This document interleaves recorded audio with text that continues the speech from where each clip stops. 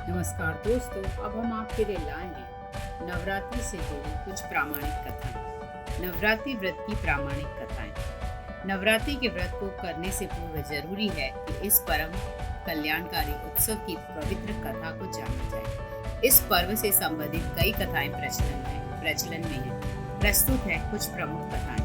कथा एक पौराणिक कथा के अनुसार नवरात्रि में माँ दुर्गा ने महिषासुर नामक राक्षस का वध करके देवताओं को उसके कष्टों से मुक्त किया था। महिषासुर ने भगवान शिव की आराधना करके अद्वितीय शक्तियां प्राप्त कर ली थी और तीनों देव अर्थात ब्रह्मा, विष्णु और महेश भी उसे हराने में असमर्थ थे। महिषासुर राक्षस के आतंक से सभी देवता भयभीत थे। उस समय सभी देवताओं ने अपनी अपनी शक्तियों को मिलाकर दुर्गा को अवतरित किया। अनेक शक्तियों के तेज से जन्मी दुर्गा माता ने महिषासुर का वध करके सबके कष्टों को दूर किया। कथा 2 एक नगर में एक ब्राह्मण रहता था। वह माँ भगवती दुर्गा का परम भक्त था। उसकी एक कन्या थी। ब्राह्मण नियम पूर्वक प्रतिदिन दुर्गा की पूजा और यज्ञ किया करता था। सुमति अर्थात ब्राह्मण की बेटी भी प्रतिदिन इस पूजा में भाग लिया करती थी। एक दिन सुमति खेलने में व्यस्त होने के कारण भगवती की पूजा में शामिल नहीं हो सकी। उसे देख पिता को क्रोध आ गया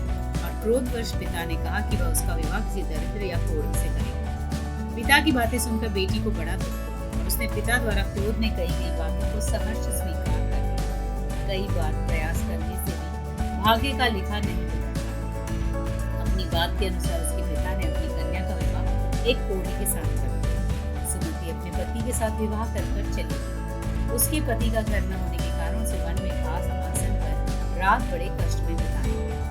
गरीब कन्या की यह दशा देखकर माता भगवती उसके द्वारा पिछले जन्म में किए गए उसके पुण्य प्रभाव से प्रकट हुई और बोली, हे कन्या, मैं तुम पर प्रसन्न हूँ, मैं तुम्हें कुछ देना चाहती हूँ, मांगो क्या मांगो। इस पर सुमति ने उनसे पूछा कि आप मेरी किस बात पर प्रसन्न हैं।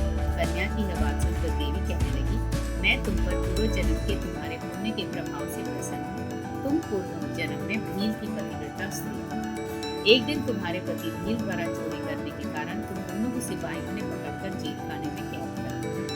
उन लोगों ने तुम्हें और तुम्हारे पति को भोजन भी नहीं दिया। इस प्रकार नवरात्र के दिनों में तुमने न तो कुछ खाया और न ही जल पिया। इसलिए 9 दिन तक नवरात्र का व्रत का फल तुम्हें प्राप्त हुआ। हे ब्राह्मणी, उन दिनों अनजाने में जो व्रत हुआ उस व्रत के प्रभाव से प्रसन्न होकर आज मैं तुम्हें मनोवांछित वरदान दे रही हूँ।